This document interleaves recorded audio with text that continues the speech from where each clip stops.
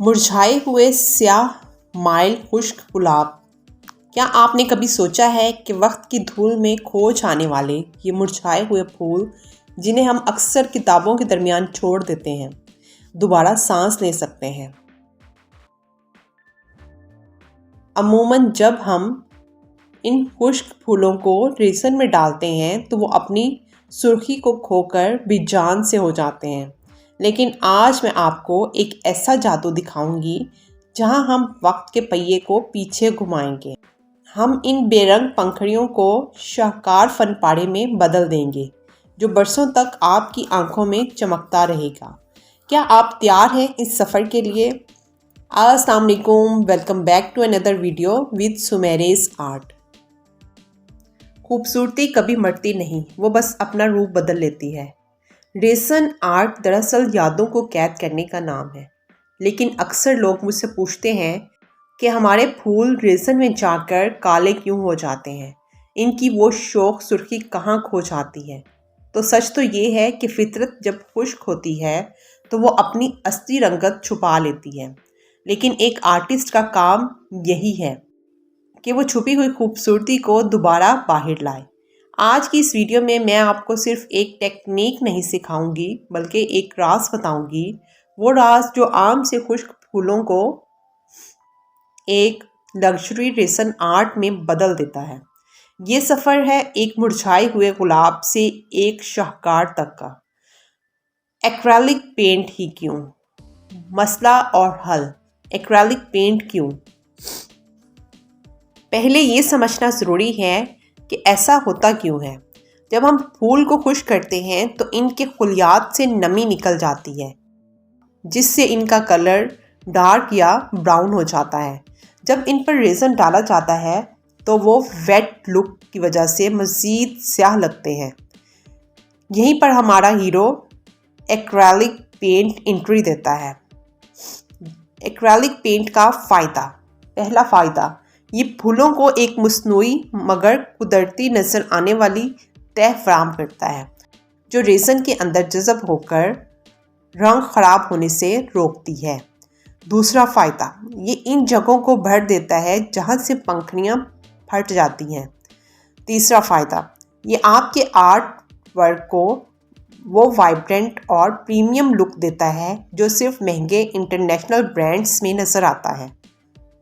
پھولوں کا انتخاب اور تیاری۔ سب سے پہلے اپنے بہترین یادگار پھول چنیں۔ یاد رہے، پھول مکمل خشک ہونے چاہئیں۔ اگر ان میں تھوڑی سی بھی نمی ہوئی تو آپ کا پورا پروجیکٹ خراب ہو جائے گا۔ میں آلریڈی فلاورز کو ڈرائی کرنے کی ویڈیو اپلوڈ کر چکی ہوں۔ آپ چاہیں تو آپ اسے دیکھ کر خود گھر میں بھی فلاورز کو ڈرائی کر سکتے ہیں۔ فلاورز کی پنکھڑیوں کو نرمی سے صاف کریں، جیسے آپ کسی قیمتی موتی کو صاف کر رہے ہوں۔ پینٹ کرنے کا درست طریقہ۔ یہاں اکثر لوگ غلطی کرتے ہیں، وہ پینٹ کو گاڑھا لگا دیتے ہیں۔ ہمیں پھول کی نیچرل رگوں وینز کو چھپانا نہیں ہے، بلکہ انہیں ابھارنا ہے۔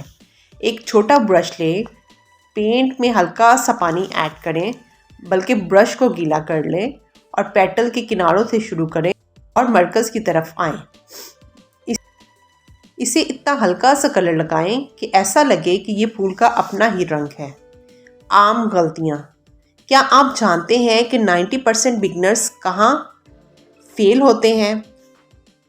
وہ پینٹ کے فوراً بعد اسے ریزن میں ڈال دیتے ہیں۔ یاد رکھیں، اگر پینٹ گیلا ہو تو وہ ریزن کے ساتھ ری ایکٹ کرے گا اور سفید بادل یا کلاؤڈینس بنا دے گا۔ آرٹ نام ہی صبر کا ہے۔ آگے بڑھنے سے پہلے ایک ایسی ٹپ جو آپ کو شاید ہی کوئی دوسرا آرٹسٹ بتائے۔ جب آپ پینٹ مکمل کر لیں تو اس پر ہلکا سا ہیئر سپرے کر دیں، یہ پینٹ کو سیل کر دے گا، اور جب آپ اسے ریزن میں ڈالیں گے تو رنگ ذرا برابر بھی نہیں پھیلے گا۔ ہے نا کمال کی بات؟ اگر آپ کو یہ ٹپ اچھی لگی تو کامنٹ میں میجک ضرور لکھیے گا۔ سارے فلاورز پر پینٹ کرنے کے بعد انہیں 6 سے 7 آور کے لیے ڈرائی ہونے کے لیے چھوڑ دیں۔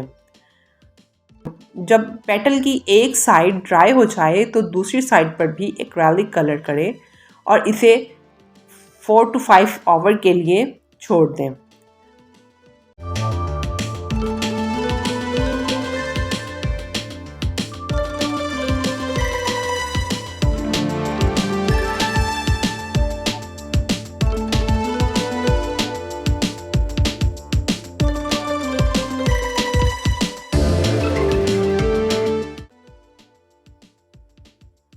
تو یہ رہا ہمارا فائنل ریزلٹ۔ کیا آپ یقین کر سکتے ہیں کہ یہ وہی سوکھے ہوئے پھول ہیں؟ آرٹ صرف چیزیں بنانے کا نام نہیں، یہ احساسات کو زندہ رکھنے کا نام ہے۔ یہ فلاورز اب کبھی نہیں مرجھائیں گے، بالکل آپ کی ہمت اور تخلیقی صلاحیتوں کی طرح۔ اگر آج کی اس چھوٹی سی کوشش نے آپ کے دل کو چھوا ہے یا آپ کو کچھ نیا سکھایا ہے تو اس ویڈیو کو لائک ضرور کیجیے گا۔ آپ کا ایک کامنٹ مجھے اگلی ویڈیو بنانے کا حوصلہ دیتا ہے۔